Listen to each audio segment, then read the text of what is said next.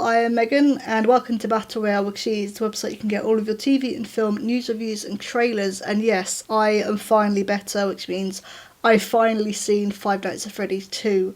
I wanted to go see this on the opening day, but yeah, I got ill right before it came out, which is really annoying because I've been really looking forward to this. I'm a really big Five Nights at Freddy's fan, and the second game is actually the one that made me realise, oh, this is gonna be a franchise. This is not just gonna be a one-off game. Okay, let's get involved with the lore and the theories and stuff. So FNAF 2 is actually quite special for me.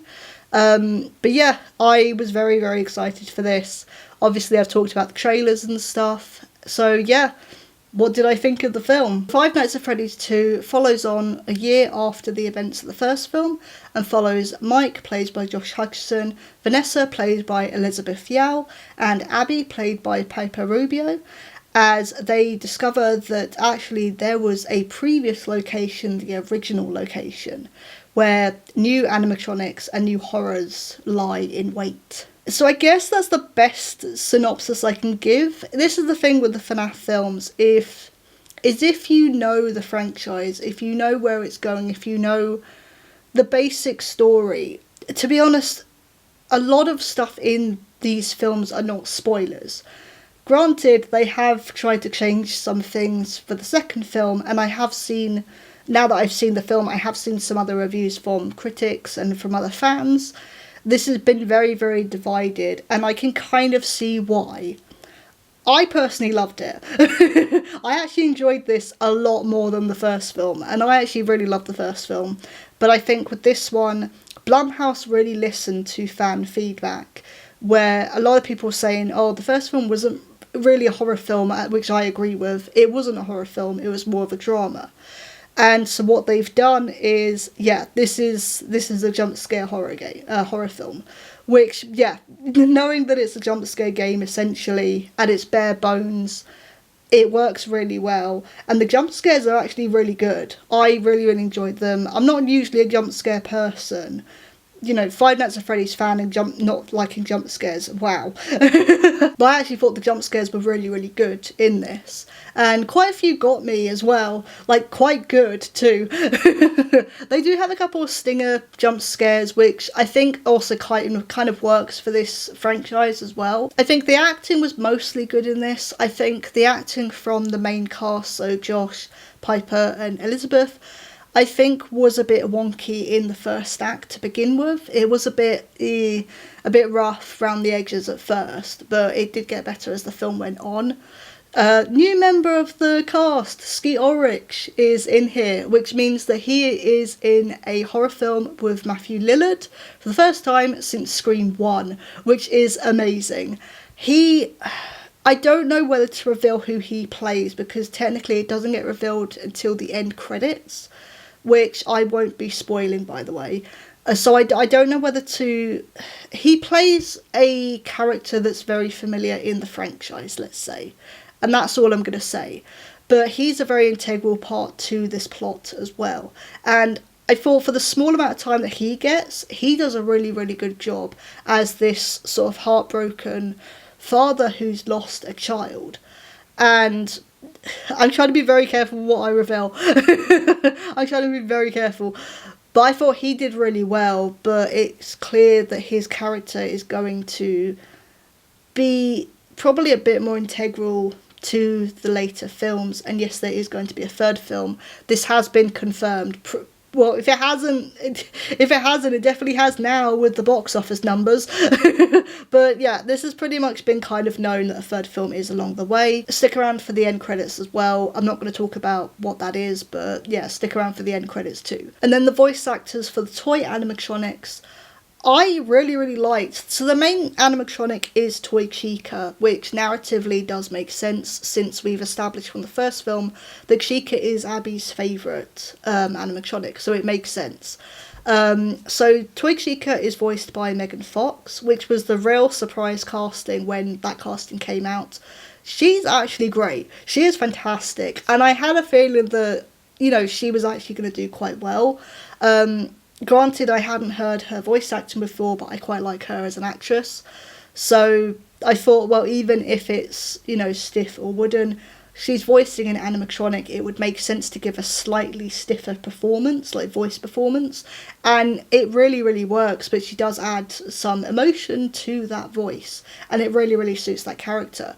Toy Bonnie is voiced by Matt Pat, aka Matthew Patrick, who is an ex-Game Theory. He was the Game Theory YouTuber, and I did not recognise him. I will just say that now, I did not recognise his voice at all. I really thought I was going to, but actually, I was worried it was going to take me out of the film, but actually, no, didn't recognise his voice at all. I thought his worked really well with the character.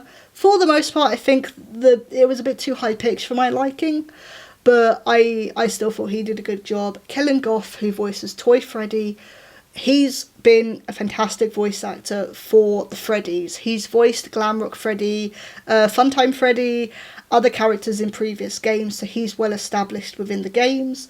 So yeah, he was the perfect fit as well for Toy Freddy. And yeah, once the film got going, I thought the main returning cast was actually really good. I think their narrative also makes sense. It's a year on from the previous film events, but they still haven't moved on themselves from essentially the trauma that they had from those events from Vanessa's past. It does make sense that this would continue on. It's not going to be sunshine and rainbows after that first film. So I thought their narrative actually made a lot of sense. I think what's also interesting is, like I said, Blumhouse have listened to the feedback from the first film, including, it seems, that IGN review for the first film where they said, oh, why wasn't it just 2 hours of the gameplay?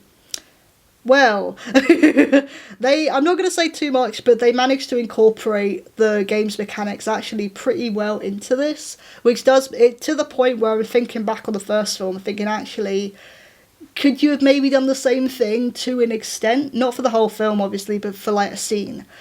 That's all I'm going to say on that part, but yeah, it was quite fun.